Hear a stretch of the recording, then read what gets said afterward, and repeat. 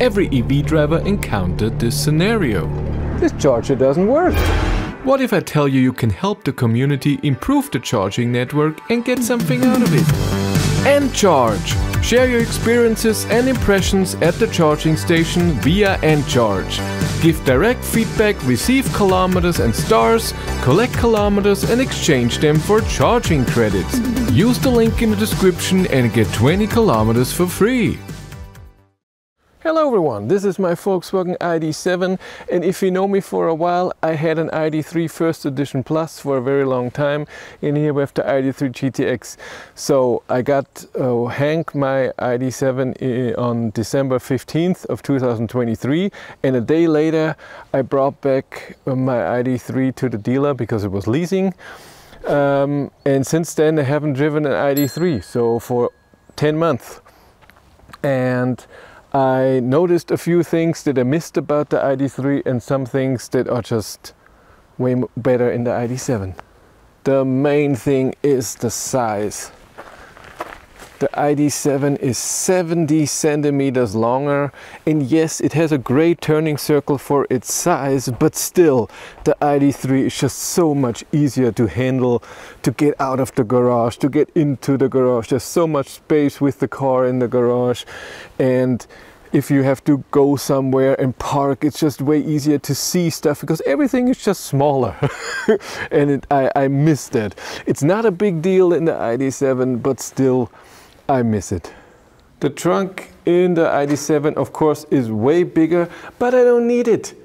Very rarely I need more space. It happens, but usually I'm okay with the trunk that is in the ID.3.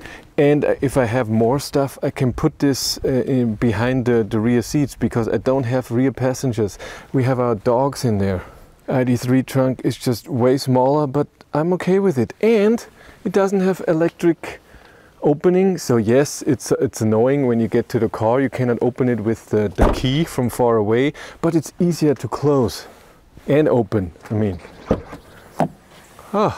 Something I miss big time is the rear view camera. In the ID.7 it's down here and it's always in the elements, so it gets dirty all the time. I have a water spray, it can be cleaned, but in the ID.3 it's behind this thing. This whole thing comes out, so the backup camera is always in there, is never dirty, is never wet. I love it. The rear wiper, it's only nice in the morning when there's water droplets on the car, but the second you drive for a few minutes or at 100 kilometers an hour, it's just gone. So this wiper is only nice when there is wetness on there. But I'm okay, but sometimes it would be nice. Of course, the ID.3 doesn't have that much space on the rear seats, but I don't need it. Like I said, I don't have passengers in the rear seats. We have 3 little dogs. Here there's way more space. I mean, when I have to bring something, it can fit under there big time. There's no problem. There's so much space in the ID.7, which again, I don't really need. It's not. I didn't buy the ID.7 for its size, I bought it for its comfort. With the size, I get a disadvantage in the ID.7 that when I heat up the interior, it can feel cold after a while, especially when I drive alone, when it just heats up my area, because it's so much volume that it has to heat up. In the ID.3, it's just way less. When I go over here, I mean, look at this.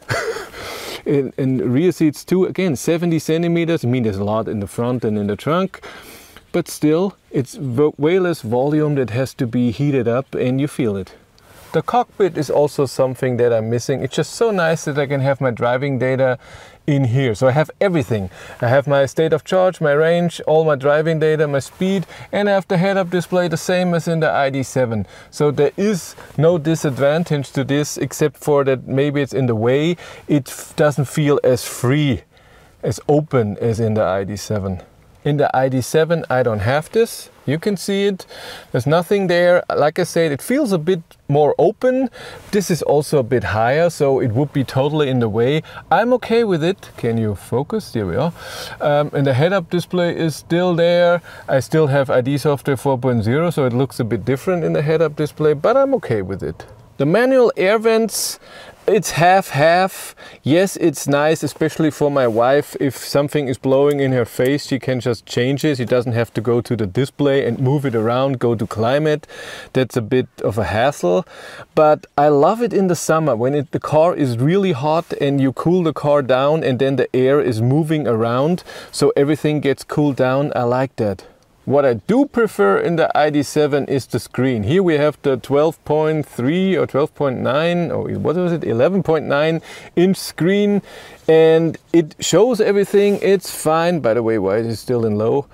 But it's just, it has a few features missing. So here I could have 3 buttons, here can have 3 buttons, and up here I could have 5 where there are only 4. That is just nice in the ID.7 that I have more buttons to configure. It's awesome. The next is the seat. The ID.3 seats here, the sport seats, they're okay. It's totally fine. But ID.7 seats are a different world.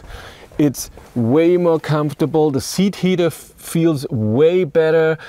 I sit in them more comfortable. I have seat ventilation that I cannot have in the ID.3, and then the massage, where in the ID.3 I can only turn it on or off, and it's just here in the back. In the ID.7 I have it in the bum as well, and I have 10 different programs that I can manage, and I can see can set the intensity and how long it should do it. It's just nicer and I love it. In the ID.3 where you put your phone, I like that better than in the ID.3, but the whole middle console here looks in the ID.7 way better. So it's nice and clean in here, but I can open this, I can open this, but it's a bit more cumbersome to get the phone out of there and check it, especially when it's charging. But there's one thing where those two cars differ big time, and that's the driving comfort. So I drove this for 10 months, like I said, and I'm very used to it now, and it's awesome. And I just drove the ID.3 GTX, and yes, the 20-inch wheels seem to be a bit louder, but overall ID.7 is way quieter, way comfier. Over bumps the suspension is more comfy. In this setup here, the ID.3 is faster because same motor, but it's lighter, 100 kilos or so. It's a second faster than, oh, not a second, 0.6 seconds faster or so than the ID.7. But it's just so comfortable with the seats, with the driving, suspension, the quietness. It's really extremely quiet, and it's just whoo, where the ID.3 is a bit more, you know, a bit more golfy. It's just, it's no competition. ID.7 is just, that's what it's made for, and it's just amazing, and that's why I'm still happy with it. So it was nice for me to drive an ID.3 again after 10 months, and I saw a few things that I really missed, like I said, with the size, going out of the garage and everything. But the second I'm driving, let's say a few kilometers, then I miss the ID.7. I just love this comfortable drive, and I need it. That's why I bought it. It was the whole reason, and it really delivers. But ID.3 is still a great car, and GTX is powerful and efficient at the same time. I will get a GTX Performance in January for a week, so we can see with even more power, 30 kilowatt more, and 200 kilometers an hour top speed. See how that feels like in an ID car. So I'm excited about that. If you want to follow me on Instagram, BatteryLife1, and if you want to support the channel, there's a Patreon link in the description below, and here on YouTube there's also channel membership. And if you want to know what's happening behind the scenes, I have a third YouTube channel, Behind the Battery. But that's it for me. Thank you very much for watching. Have a great day and take care.